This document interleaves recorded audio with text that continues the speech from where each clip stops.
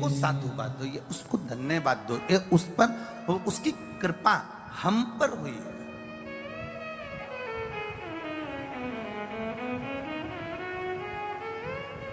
अच्छा, बहुत मेरी माताएं बैठी हैं, बहुत सारे विद्वत जन यहां पर विराजमान हैं।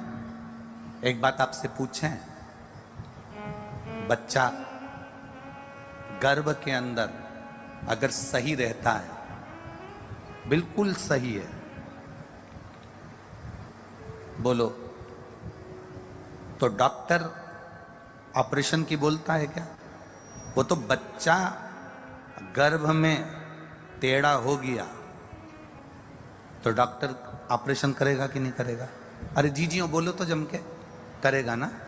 बच्चा अगर गर्भ में सीधा है, बच्चा गर्भ में एकदम अच्छा है, बच्चा गर्भ में एकदम सीधा, उसको जैसा प्रविष्ट होना है, जैसा जन्म होना है, अगर बच्चा वैसा है तो डॉक्टर ऑपरेशन नहीं करते, डॉक्टर ऑपरेशन नहीं करेंगे। पर अगर बच्चा टेढ़ा हो गया, नाल फंस गई, मुख में गंदा पानी चले गया, बोलो बोलो सही है कि गलत है? अरे बोलो तो जितने बैठे हो, मुख में गंदा पानी चले गया, नाल फंस गई, बच्चा टेढ़ा हो गया, तो फिर डॉक्टर ऑपरेशन से बाहर निकालेगा कि नहीं निकालेगा? अरे बोलो जम के, बोलो जरा, बोलो तो अलवर वालो। बस नाल फंसी, गंदा पानी मुंह में गया, या बच्चा टेढ़ा हुआ और डॉक्टर ने ऑपरेशन किया, तुम भी याद रखना, बच्चा गर्भ में रहता है, टेढ़ा हो जाता है, नाल फंस जाती है, या गंदा पानी मुंह में चले जाता है, तो उसको ऑपरेशन कर कर बाहर निकाला जाता है। उसी तरह ये पृथ्वी भूगर्भ है, इसको भूमि कहते हैं, पृथ्वी कहते हैं। इस पृथ्वी पर जो रह रहे हैं वो मां पृथ्वी के गर्भ में रह रहे हैं, पृथ्वी पर रह रहे हैं, अपन सब भूगर्भ में रह रहे हैं। जब बच्चे के मुंह में गंदा पानी चले गया, या नाल में वो फंस गया, या वो टेढ़ा हो गया, तो डॉक्टर ने ऑपरेशन करा। उसी तरह हम भी, जब हमारे मुंह में गंदा पानी, समझ जाओ जरा, समझ गए क्या? हाँ वैसे तो तुम सब समझदार हो। जब हमारे मुंह में गंदा पानी चले जाए, हम भी नाल में फंस जाएं, संसार सागर में, लोभ में, तृष्णा में, आसक्तियों में, वासनाओं में, काम में फंस गए, या हम भी टेढ़े हो गए, जिससे बात करो टेढ़ी बात करो, क्या कर लेगा तुम उससे? देखा जाएगा तुझसे, मेरे को आगे बैठना है, बिठा भी कि अभी नहीं बिठाएगा तो बाद में निपट लूंगा। टेढ़े हो गए,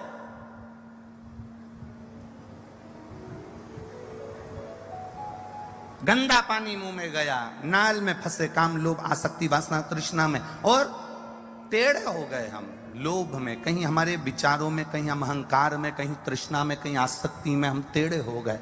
तो फिर वो परमात्मा भी ऑपरेशन करना जानता है, और ऐसा ऑपरेशन करता है कि फिर कहीं का नहीं छोड़ता, फिर दर दर रोता फिरता है। इसलिए सावधान रहें। जो बच्चा माता के गर्भ में ठीक रहता है, सीधा रहता है, नाल में नहीं फंसता, गंदा पानी मुंह में नहीं जाता, वो बच्चे को ऑपरेशन से नहीं, उसकी नॉर्मल डिलीवरी होती है, वो साधारण तरह से जन्म ले लेता है। उसी तरह संसार सागर में आने के बाद जो गंदे पानी को पी रहा है, गलत आसक्तियों में फंसा हुआ है, काम, लोभ, आसक्ति, तृष्णा में, चोरी, निंदा, बुराइयों में फंसा हुआ है, जो टेढ़ा टेढ़ा चल रहा है, अहंकार में, लोभ में, आसक्ति में, काम में, क्रोध में, जो टेढ़ा चल रहा है, फिर वो परमात्मा उसका ऑपरेशन करना जानता है। वो भी बहुत बड़ा डॉक्टर है, उसके बराबर दुनिया में कोई डॉक्टर हो ही नहीं सकता। जब वो ऑपरेशन करता है तब दुनिया का एक एक व्यक्ति आंख में आंसू भर कर रोता है।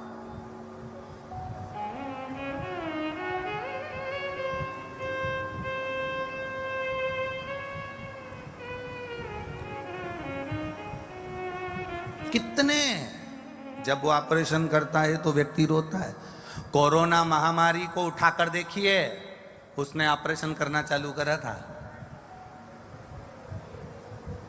आंखों में आंसू सूख नहीं रहे थे।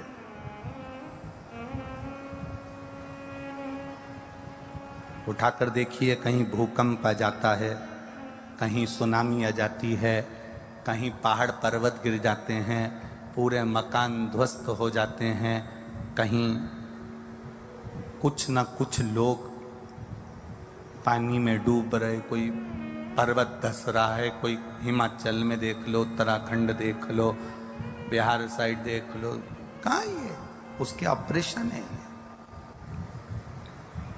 ये उसके ऑपरेशन है। आप अच्छे रहिए, आपके मुख में गंदा पानी ना जाए।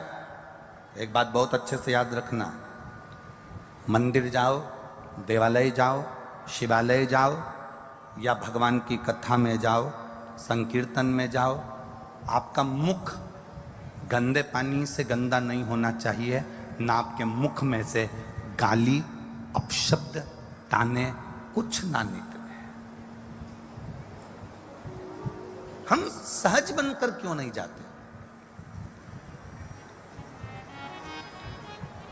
100% मनुष्य हैं, 100% लोग रहते हैं, 100% लोगों में से 25% लोग ऐसे हैं जो कि मंदिर, देवालय, शिवालय नहीं जाते हैं। कितने परसेंट? जम के बोलो जरा। 25%। 25% लोग ऐसे हैं जो भगवान पर ही विश्वास नहीं करते कि भगवान कोई होता है, या हम भगवान के मंदिर नहीं जाते, हमें परमात्मा से मतलब नहीं, हमें अभिषेक पूजन से मतलब नहीं, जो परमात्मा कोई नहीं मानता। 25% ऐसे हैं जो मंदिर, देवालय, शिवालय, तीर्थ नहीं जाते। 25% ऐसे हैं जो भगवान पर भरोसा नहीं करते, विश्वास नहीं करते। हाँ, देखा जाएगा, हमें भगवान पर भरोसा नहीं, भगवान क्या होता है, भगवान कौन है, भगवान क्या है। तो 25% ऐसे हैं जो भगवान पर भरोसा नहीं करते। 25% ऐसे हैं जो 24 घंटे परमात्मा की, धर्म की, संस्कृति की, सभ्यता की और एक दूसरे की और माता पिता की निंदा में भी लगे रहते हैं। बचे 25%, और जो 25% बचे हैं वो ये अलवर की कथा में दिख रहे हैं। बस समझ लो कि आपकी भक्ति कितनी है।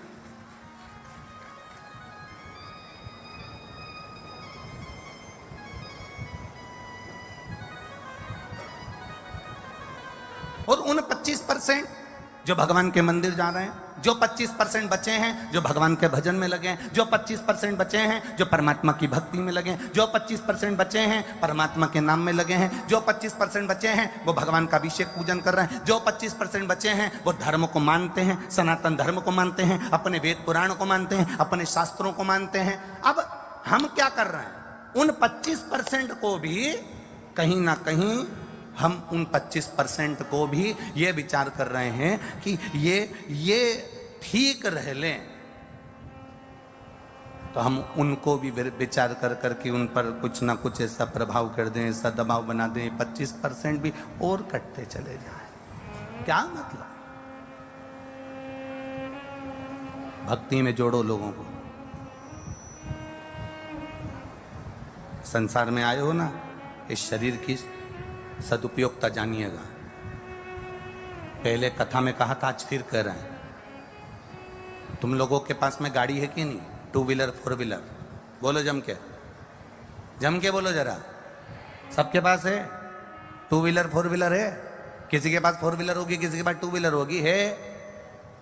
यहां से जाओ अपने घर के लिए, तो यहां बाहर निकलोगे तो एक बहुत बड़ा पानी का नीचे खड्डा है, उसमें गटर का पानी भरा हुआ है। उस गटर के पानी को तुम्हारी गाड़ी के पेट्रोल टैंक में डाल लो,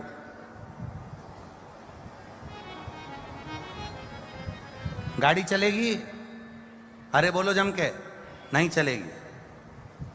गटर के पानी को 50 लाख की गाड़ी में डालो, गटर के पानी को, नाली के पानी को 25 लाख की गाड़ी में डालो, गटर के पानी को, नाली के पानी को 10 लाख की 4 व्हीलर गाड़ी में, 50,000 की 2 व्हीलर गाड़ी में जरा डालकर देखना। तुम 50,000 की गाड़ी में, 10 लाख की गाड़ी में, 50 लाख की गाड़ी में जब तुम गटर का पानी नहीं डालते, तो ये करोड़ों की गाड़ी में ये गंदा नाली का पानी क्यों डालते हो?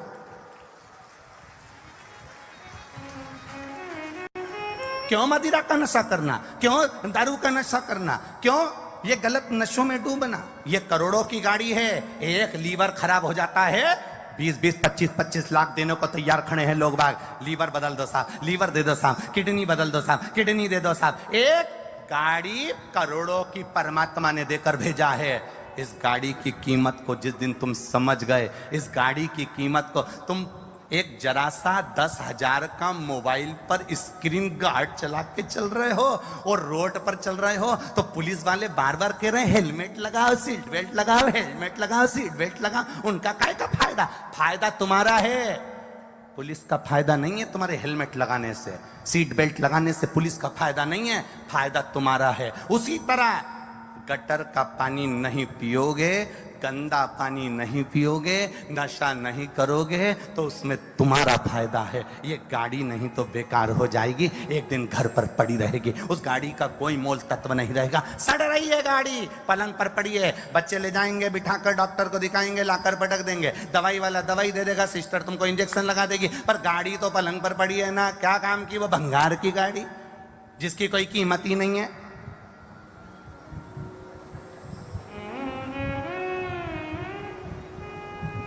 क्या करोगे इस गाड़ी की कीमत का? ना विचित्र विचित्र संसार सागर है महाराज। माता के गर्भ से बच्चा बाहर निकले अगर टेढ़ा हो गया तो ऑपरेशन है, नाल में घूम गया तो ऑपरेशन है, गंदा पानी मुंह में चले गया तो ऑपरेशन है। परमात्मा भी बहुत बड़ा डॉक्टर है, वो भी तुम्हारा ऑपरेशन करने को तैयार बैठा है। तू गलती कर, टेढ़ा हो, तू संसार के बंधन में बंद, और तू बस मुंह में गंदा पानी गया और वो ऑपरेशन किया, करा उसने ऑपरेशन। सोचिए,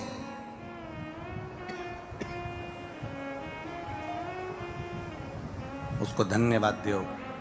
साधुवान की भक्ति में रमे हुए हैं, मेरा हाथ जोड़कर निवेदन है इनको उसमें रमे रहने दो। अगर ये फिर टूट गए, फिर चले गए, तो ये वापिस सनातन धर्म को नहीं पा पाएंगे।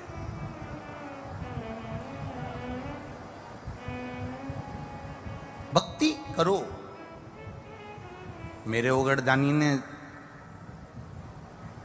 अविश्वास के कारण सती का त्याग किया था। ये त्याग शिव महापुराण की कथा है, इसमें त्याग हो। शिव जैसा त्यागी संसार में नहीं हुए। लोगों ने बदनाम करा है मेरे महादेव को, दुनिया के लोगों ने मेरे महादेव को बदनाम करा कि वो गंजेड़ी है, गांजा पीता है। दुनिया के लोगों ने मेरे महादेव को बदनाम करा कि वो भांग पीता है, भंगेड़ी है। कई लोगों ने तो फोटो बना दिया, पार्वती जी भांग घोट रही है और शंकर जी को लोटे में दे रही है। कई लोगों ने फोटो बनाया, पार्वती जी भांग घोट रही है, लोटे में भरकर दे रही है।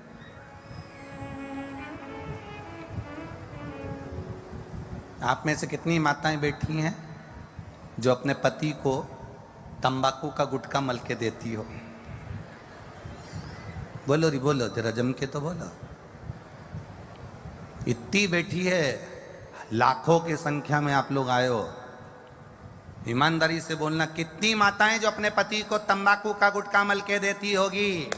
लो खाओ, एक नहीं मिलेगी इसमें से। जब मेरे भारत की माता अपने पति को तंबाकू खाने को नहीं देती, तो मेरी पार्वती माता महादेव को भांग कैसे दे सकती है? जरा विचार करिएगा।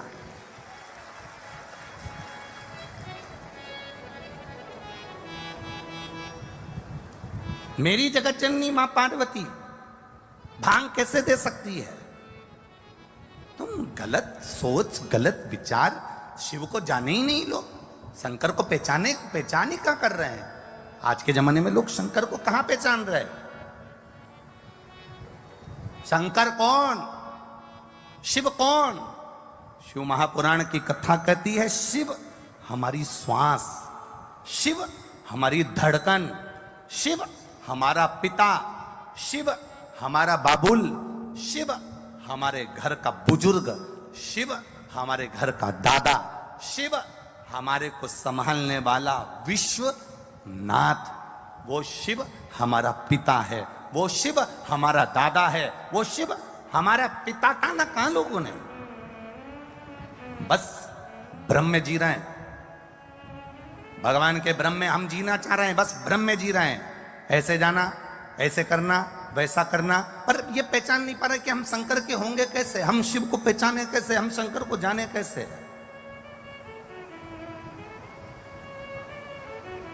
शिव की भक्ति को हम पाए कैसे। महाराज, चांदी की रकम काली पड़ जाती है ना, तो मेरी माताएं बड़ी समझदार है, उसको निकाल के और वो पाउडर से ऐसी ऐसी घिसती है, तो चांदी की रकम सही हो जाती है। तांबे का लोटा काला पड़ जाता है ना, तो उसको भी घिस देती है, तांबे का लोटा अच्छा हो जाता है। पीतल का बर्तन काला पड़ जाए, तन काला पड़ जाए, तो माताएं उसको भी घिस देती है, बर्तन साफ हो जाता है। ये शिव महापुराण की कथा नहीं है, अलवर में ये पंडाल कथा का नहीं, जो हृदय चित्त मन जो काला पड़ गया, उसको इस पंडाल में जम के घिसा जाता है, जिससे वो अच्छा हो जाए। इस मन को साफ करने का एक मंझोटा है, एक स्थान है, जहां पर जैसे बर्तन के स्थान पर बर्तन साफ होता है, चांदी के स्थान पर चांदी साफ होती है, कपड़े के स्थान पर कपड़ा साफ होता है। शिव महापुराण की कथा का पंडाल इस आत्मा को साफ करने के लिए है, मन को साफ करने के लिए है, चित्त को साफ करने के लिए। सावन के महीने में कथा सुन रहे हो आप, शिव की भक्ति को जितना जितना जागृत करोगे ना, उतना उतना फल तुम्हारे जीवन में प्राप्त हो जाएगा। बारिश का समय चल रहा है, एक बेलपत्र आप अगर शंकर भगवान को रोज चढ़ाते हो, एक बेलपत्र शिव जी को रोज समर्पित करते हो, तो मन में एक संकल्प इस बारिश के मौसम में, इस सावन के महीने में एक संकल्प भी तुम्हारे भीतर आना चाहिए कि एक बेलपत्र अगर मैं शंकर भगवान को चढ़ाती हूं, मैं जिंदा हूं, तब तक तो देवादिदेव महादेव को बेलपत्र चढ़ाऊंगी, पर मेरे मरने के बाद मेरे बच्चों ने, मेरी बेटी ने, मेरे दामाद ने, मेरे बेटे ने, मेरी बहू ने, पोता पोती ने शंकर जी पे बेलपत्र नहीं चढ़ाई, तो मरने से पहला ऐसा काम कर जाना, जैसे बीमा कर कर जाते हो तो बीमे की रकम तुम्हारे घर के लोगों को मिलती है, जमा तुम करते हो, रकम तुम्हारे परिवार वालों को मिलती है, उन परिवार वालों का भला कर कर जाते हो, उसी तरह एक भला अपना भी कर कर जाना और संसार सागर का भी कर कर जाना। मेरे मरने के बाद बेलपत्र कौन चढ़ाएगा, इसलिए एक बेलपत्र का पेड़ लगा कर जाना, उस पेड़ की बेलपत्र कोई भी तोड़कर महादेव को चढ़ाएगा, फल तुझे ही मिलेगा। एक बेलपत्र का वृक्ष तुम भी लगा कर जाओ, उस बेलपत्र के पत्ते को कोई तोड़ेगा, शंकर पर चढ़ाएगा, फल मुझे मिलेगा। उस बेलपत्र के पत्ते को कोई तोड़ेगा, शिव को समर्पित करेगा, उसका फल मुझे मिलेगा। मैं चली भी गई, वृक्ष तो रहेगा, पेड़ तो रहेगा। श्रेष्ठ कर्म कर कर देखिए।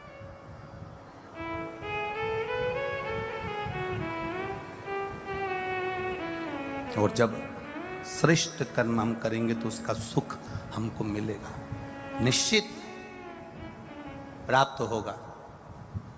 ब्रह्मा और भगवान विष्णु के बीच की बात तो ये निकली कि पिता कौन है, नारायण के।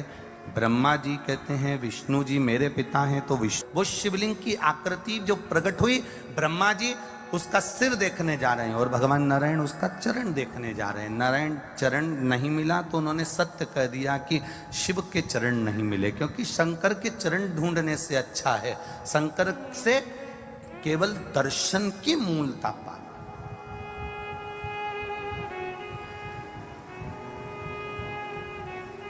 दुनिया के बहुत लोग मिलेंगे तुमको ज्ञान देने वाले, बहुत, कई बार बहुत बहुत विद्वान भी मिलते हैं। एक शंकर जी की कथा सुनने वाला एक भगत था और वो गाजियाबाद का था। अब उस शंकर जी की कथा सुनता था, उसको शिव जी पर बड़ा विश्वास था।